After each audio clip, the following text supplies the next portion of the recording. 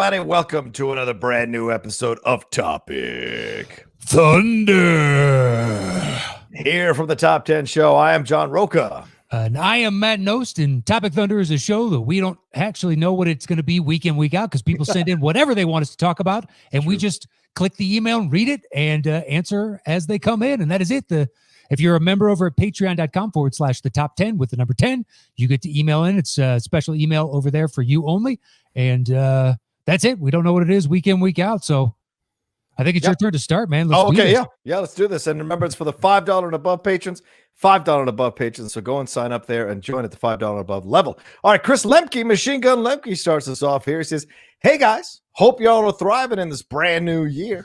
Question for you: which non-MCU DCEU fictional movie characters would be worthy enough to wield Mjolnir?" Oh, okay. So be well and worthy. Lemke. So Mjolnir, of course, is the hammer of Thor, and only someone who is of pure heart can, or who is worthy, can pick up Mjolnir. So non-MCU, DCEU fictional. So what they're saying is characters that are not in the MCU or the DCEU. Oh, interesting. I mean, if you think superhero alone, it kind of limits the scope because they need to be as altruistic as Captain America. Right. And that's a tough bill to fill. Ted Lasso could definitely wield Mjolnir. Absolutely. Betamax or Baymax. Betamax is good. I like Baymax. Yep.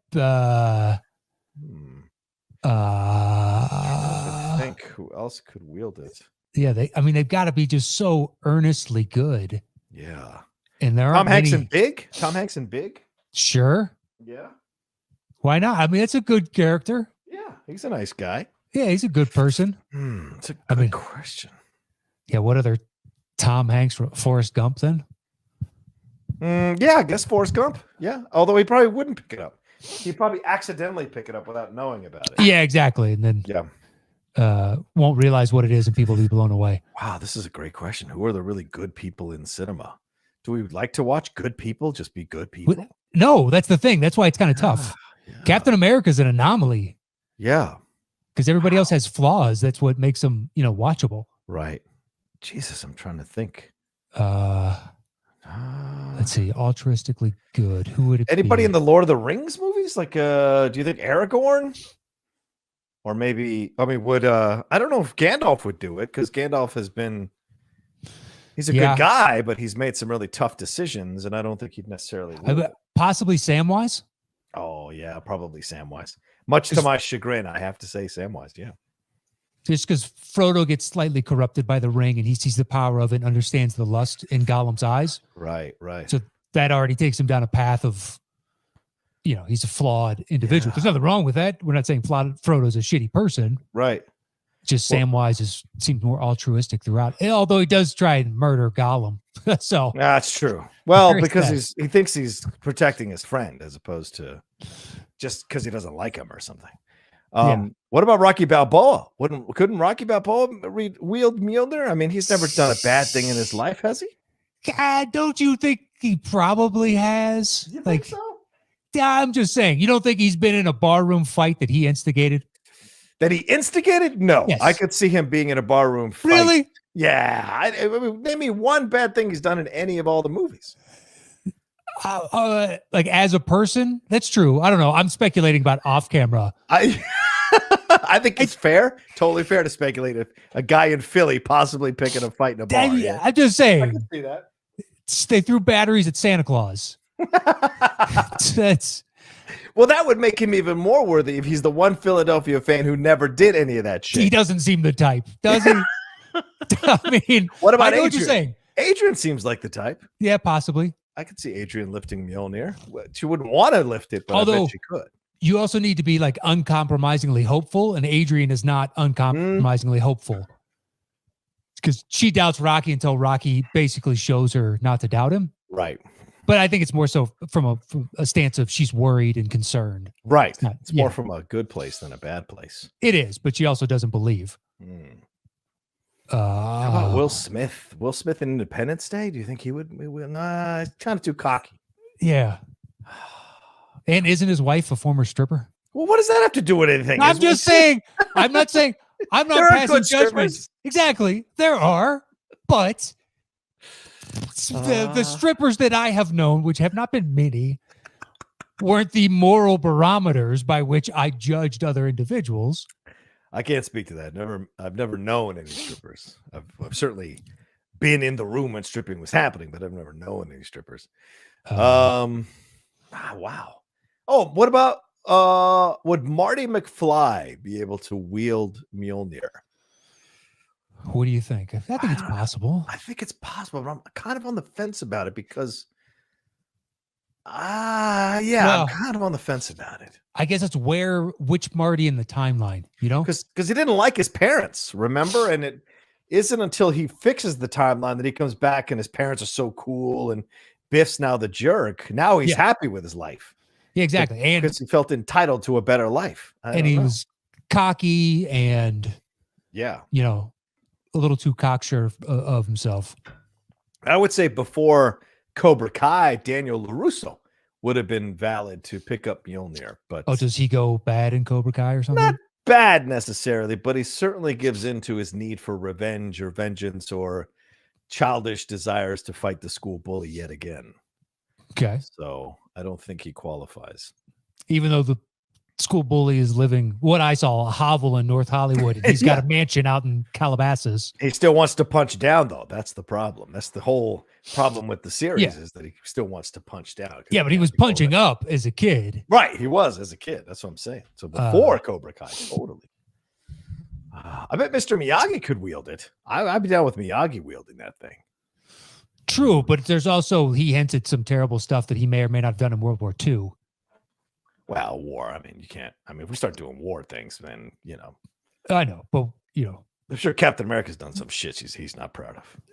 But he wouldn't be able to wield Mjolnir then. So apparently everything that he did before that was moralistically correct, like sticking up for Bucky. Mjolnir now tells us that certifies that was the right decision. That's true, which sucks, which really sucks because it wasn't the right decision, but whatever. He's standing up for civil liberties in essence, which Iron Man was more than willing to take away. That's true. That's true. I'm looking around at some of my movies to think if it jogs my memory of anybody. What about Daniel Day-Lewis's Lincoln? What about Abraham Lincoln? Abraham Lincoln could wield Mjolnir, don't you think? Or did he do some nefarious shit to get that amendment passed in the movie? I mean, he bribed some people to get the vote passed. I don't know if it's, just with positions of, you want to be postmaster general of this, or right, do you want the assignment over here? It wasn't the worst thing, that you possibly could have done. True. I'm sure between the two of us, we could rattle off 20 other things. William Wallace, maybe? What about William Wallace? No? Don't you think he enjoyed killing those people just a little bit? A little bit. I'm not saying he may or may not have been wrong in that instance. Right. I don't know that Cap's ever enjoyed killing anyone. Okay. All right. I don't know. You could be wrong. It's a good question, though. That is a great question. I can't think of. What about Luke? Would Luke? I could see Luke wielding. Or Leia, even. I could sure. Well, but then again, Leia has, she's a war, just like you said. So she might have made some tough decisions. She is a politician. Right. She's a politician. Atticus Finch from To Kill a Mockingbird. Yep. That's a good one. That is a good one. Atticus Finch would have been able to wield Mjolnir. Absolutely. I don't know George Bailey, because George Bailey snaps at his kids. His wife. Yeah. What is that a list of? 100 greatest movie heroes.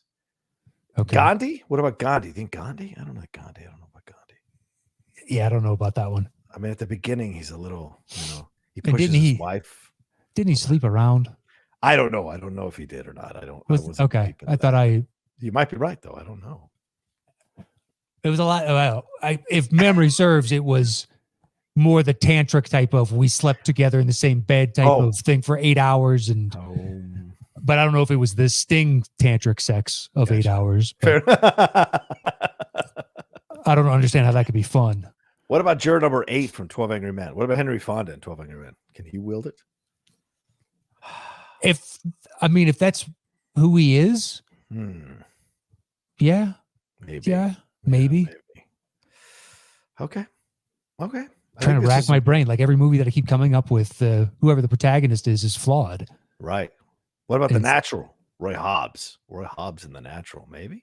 Oh, your boy Captain John Miller in Private Ryan. Tom Hanks in Private Ryan. Would he be able to wield Mjolnir? I feel like maybe. Maybe. I feel like maybe. Maybe. I could see that. I think he's the only one really that's got a shot amongst those because we get a little bit better idea of his backstory. He's a school teacher. He's got a family. Yeah. Okay. I think these are good choices. Yeah, it's a good question. Yeah, it's a great question. I think so. Thank you, Mr. Lemke, for that great question. Yeah, thank you, Chris. All right. So our next one comes to us from Charles Clark and says, hello, Matt and John. I have some time off coming soon and plan to use some of that to catch up on some shows and movies that I've missed or wanted to see for a long time. They include, but are not limited to, The Queen's Gambit, Emma, Throne of Blood, and Mank. I was wondering if you've ever taken some time off from occupations to watch and enjoy movies or binge a show. As always, hope you guys and everyone listening are doing well and staying safe. Sincerely, Chuck Clark. #Let's Go Mountaineers. Chuck's a great guy. So I don't know, I can't recall if I've ever taken time off to watch a movie. Now, have I ever called in sick on a Friday night to go and see a movie that's coming out? Yes, I have done that. Yes. Okay. But what I have done before is more sports related. I've mentioned it on the show, Matt. I'm sure I've mentioned it to you a couple of times. Like when I was back in the 80s and 90s, I was a mad addict to college basketball. So I would take days off to watch the opening rounds of March Madness. I would sit on the couch all day from opening game to final game and watch basketball and do whatever while I'm watching basketball. So that I have done. I've quit retail jobs back when I was in my early teens, not early teens, but in my teens. If I couldn't get those 2 weeks off to watch the games. So yeah, that's about the extent of what I've done. What about you? Never for a movie or TV show or anything. Cause I know that you can always get to it. Sports is a great point because it's the immediacy. Yeah. There is no going back. I know that's the start of the bubble in Orlando for the NBA. I took off. I cleared my schedule for that Thursday and Friday, and I watched every game. Wow. For those 2 days. But at the same time, usually if like it's a big enough game, in advance, so you kind of set your schedule up as best you can. Yeah. It is rare. I used to do the March Madness thing like you as well. Yeah. But I'll still watch March Madness now, but it doesn't have quite the pull that it used to. No, not even close. Yeah. Not even close. Although this year I watched more than I had seen not this year, last year, because they didn't do one this year. Right. Last year I watched like more games than I'd seen in a while, but it was just because there's really nothing else for me and it happened to be on. I wasn't setting my clock by, it's March Madness. It was kind of one of those, oh shit, that's this week. Oh, that's cool. Yeah. Yeah. But yeah, I can't imagine taking off work to like watch a TV show. Yeah. But I think that's great. I think if you can schedule your days so that you can do that, it shows a real desire to be transported into another world and and I think enjoy yourself in it. Yeah. Too, in this year that we've had, the past 11 and a half months, where I'm coming up on a year of this nonsense. Yeah. Coupled with there's so many shows that come out streaming now that it's impossible to catch up. And if you're tired after, you know what, I'm going to schedule some vacation and you can't really take a vacation. Yeah. So you're like, I'm going to use that time to watch all these shows that I just haven't been able to. It's like, it's a perfect time for it. Yeah. Yeah. Thoroughly agree. I actually haven't seen Mank yet. Oh, really? Couldn't get Catherine to watch it. And then it's one of those I keep forgetting.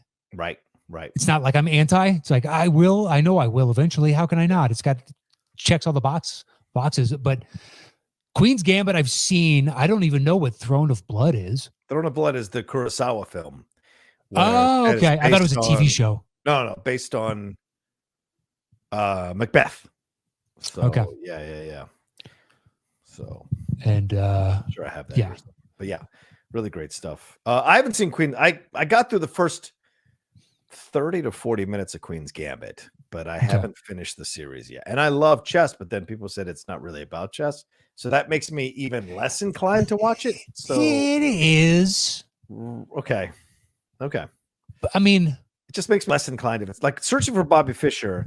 The reason I love that movie is because it's about chess. Yes, the kid and the dad stuff, totally, but it's about chess. And the archive clips that they have of Bobby Fischer that they weave into the movie is fucking excellent. So for me, if this is not about chess, really about chess, then I don't think I want to necessarily watch it. Like I even watched that Elijah Wood one with Liev Schreiber about Bobby Fischer playing Boris Spassky.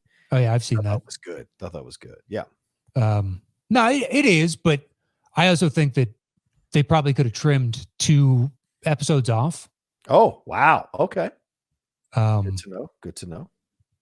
Just like the first one, they're introducing you to the little girl that becomes who she is. Yeah, that's where I'm at right now. Yeah, so it's a little bit slower getting through, and then later on, like you know exactly where it's going to, and I don't know if it was just like they had a series order for 10 or how many ever it is, but personally, I think the penultimate one you could have gotten rid of entirely, and it wouldn't have. You could have condensed that down into previous episodes. Gotcha. Because you know exactly where the resolve is going to be. So, right. But at the same time, I felt overall it was a good series, especially for an opening season. It was solid. Cool. All right. Thank you, Chuck. You're the best. Thank you, sir. And go Mountaineers. All right, this is from Joe Ibarra. Hey guys, I had to pull an audible on my original question. Although if you would like, you can answer my original question as well. Sorry. My original question was going to be, which comedian or comedic actor would you have loved to have seen make a movie together?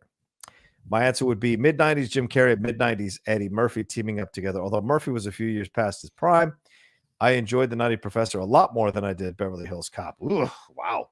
He would have bounced off really well with Carrey, who at that time was untouchable. So I'm changing my question because I watched Tango and Cash last night. Oh my God, which I really liked. Of course you did. Okay. Thought it was fun and was entertained throughout, despite it being a bit much when they're in prison.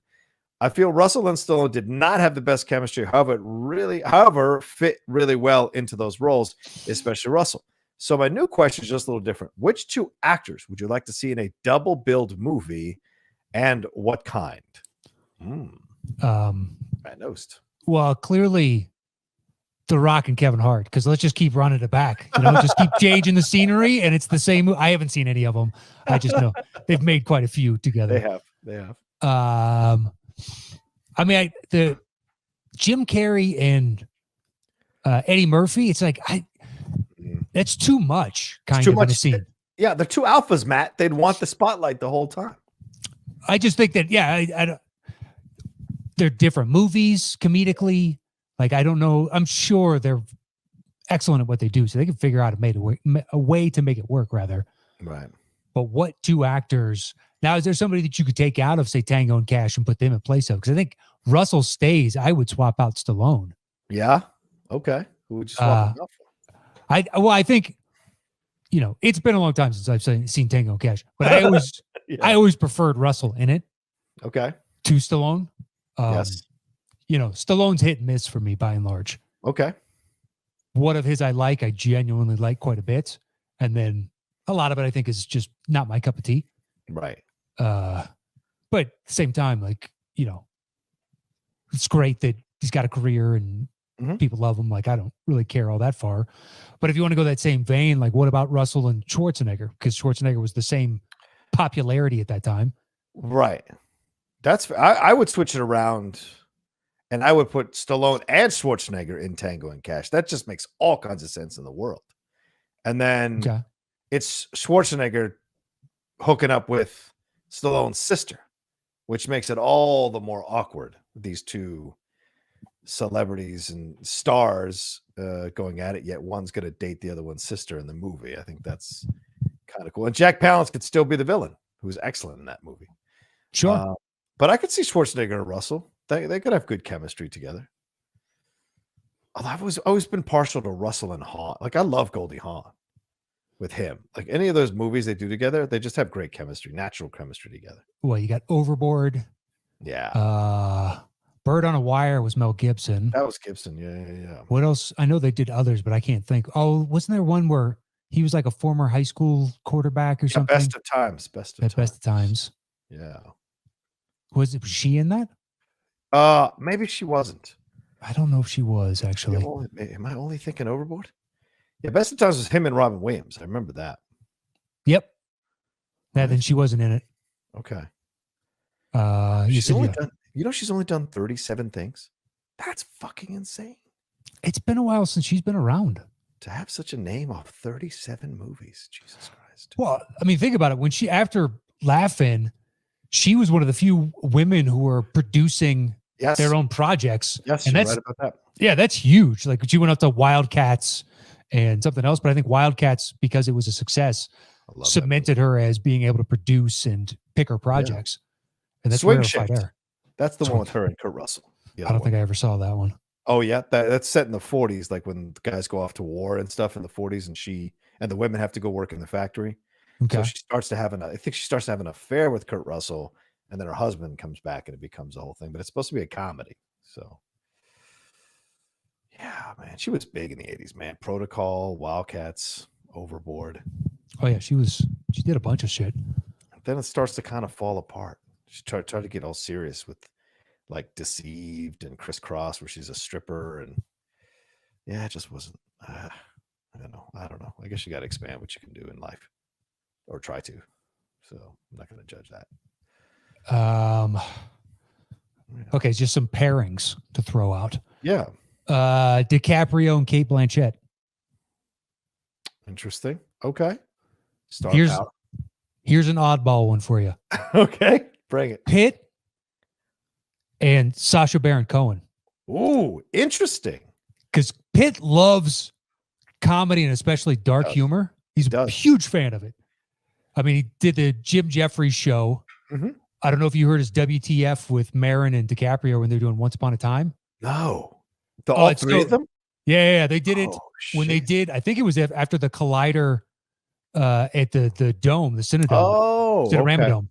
And they went backstage, and Pitt he flat out was like, I listen to WTF, and my favorite parts are when you just go nuts. Like you just go and you have to like apologize to the guests and all that. But he knew but I heard through the grapevine, this dude loves dark humor. Sacha Baron Cohen definitely has a dark sense of humor. Those two could make an interesting comedy between the two of them. I agree with that completely. Okay. But we want to do more comedy. If you want to pair up, like maybe Jim Carrey and Jack Black. Ooh, that's interesting. Okay. Although I think Jack Black could work with just about anybody. Yeah. I've never seen him. Yeah, I may not have always liked the films, but I never doubted the chemistry he had with the people he was with. I've always liked him in it, even when I thought the movie was just so. Yeah. Shallow Hal, I'm not the biggest fan of. Yeah. But his earnestness is pretty genuine at times. Like when he doesn't see the burn unit kids as burned because he's got whatever, I can't remember what device it is, to where he sees the inner beauty of someone as opposed to their outer beauty. Yeah. And all that, just interacting with very believable. Like Orange County, I think it's fine. I like him in it. Yeah. What about Ben Affleck? I was thinking of Ben Affleck. Okay, who do you want to put him with? I mean, his brother. He's never done a film fully with his brother. Of course, he did Goodwill, but that was like they're an ensemble crew. But if there's one with him and his brother, because now, especially now, dude, if you did a really hardcore drama about family and whatever with those two, fuck, man, I think that would be excellent to see. Yeah, that's a good one. I like that. Are there any other siblings we can pair up like that? Oh, that we've never seen on screen. I mean, have Randy and Dennis? I mean, I think only once or twice that they ever played Randy and Dennis siblings. Oh man, if Randy hadn't gone off the fucking deep end, yeah, dude, for sure, I'd love to see it. But that dude's just gone bananas. I agree. I mean, if Eric and Julia ever put it back together, Eric Roberts and Julia Roberts in a movie would be fascinating. Just fascinating. I don't think there's an indoor space big enough for both their egos. With Emma Roberts, who's I think. Eric Roberts, it's like a niece. Yeah. Is that his daughter? His daughter, yeah. Okay. Just get the whole Roberts clan. Yeah, get them all together. Yeah. What about Eric Roberts? He's a great actor. All right, Mickey. Yeah, I'm here. What's the other one? I mean, Jeremy Piven and John Cusack is interesting, right? Because they actually are friends. Yeah, but they broke up. They're no longer friends. Oh, they're no longer friends. You're right. That's right. They're no longer friends. And has Paltrow ever been anything with her mom, with Blythe Danner?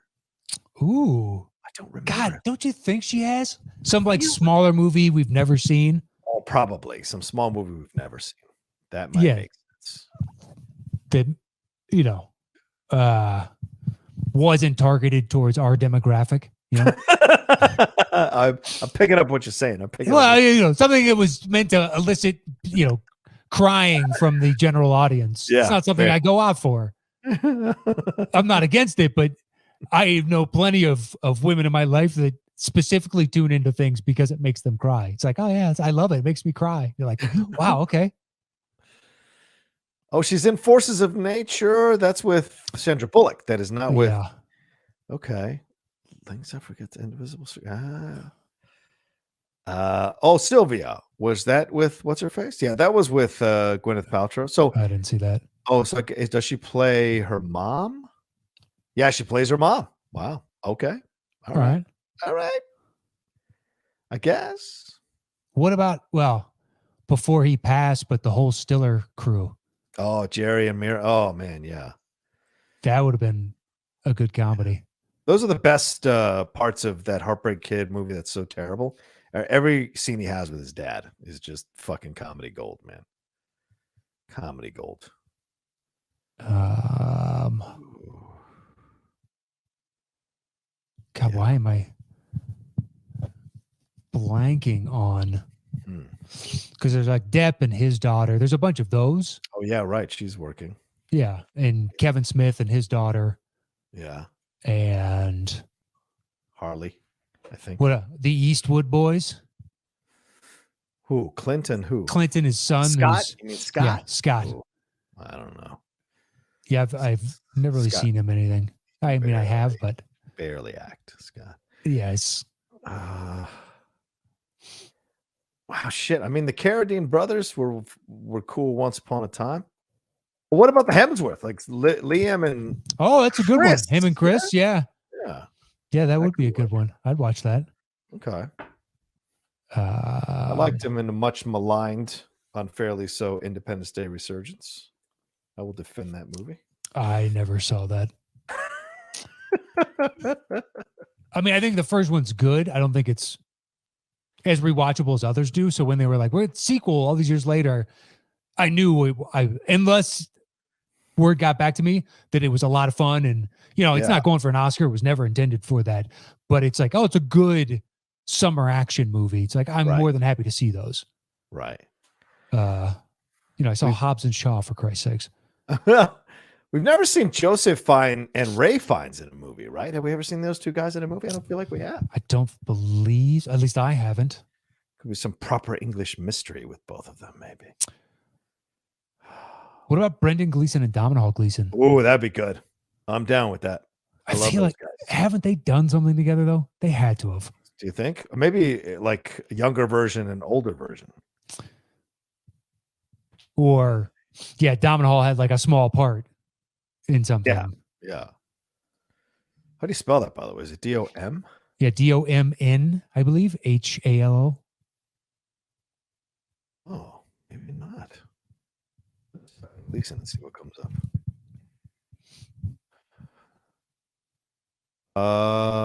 Yeah. There's no, I guess hold on. I'm just gonna put Brendan Gleeson. I'm sure it'll say son, father to. Oh, so maybe maybe I was spelling it wrong because I was spelling Gleeson with an E-A, maybe. Oh, instead of two E's? Instead of two E's. Yeah. All right. Oh, here we go. Domino. Yeah. DOMHNALL. So the H That's what it is. is on the other side. All right. Anything with his dad? Star Wars? No. The Kitchen? Little Stranger? American Made? No. Brooklyn? Ex Machina? Unbroken? Oh, Cavalry. He was in Cavalry. His dad and him were in Cavalry. Okay. Okay. Is he playing him as a younger man? No, he isn't. It's just a different character completely. Okay.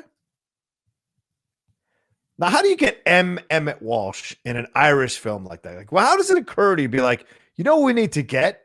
M. Emmett Walsh. We got to get M. Emmett Walsh in this film. Like, we got to get him in this. It just depends on, what he's the lone non-Irish individual. Everyone else is fucking Irish in this movie, but you got to get in. Maybe he does a mean Irish accent. I can't say that I've seen it. That's fair. Dude, he's born in 1935. Wow. Yeah. I want to interview that motherfucker. I want to talk to him about every fucking movie he's ever done. Oh, anyway. All right. Did we answer this thing? Yeah, I think we did. Okay. All right. Let's wrap it up then, Max. I think we're at 27 minutes or something like that. All right. Well, more than that. Shit. Yeah, all right. 31. Thank you all so much for joining us for another episode of Topic Thunder. We always appreciate it and love your questions. As you saw, we took 3 questions and went on multiple wormholes for them. So thank you all so much for sending them in. Right, Matt?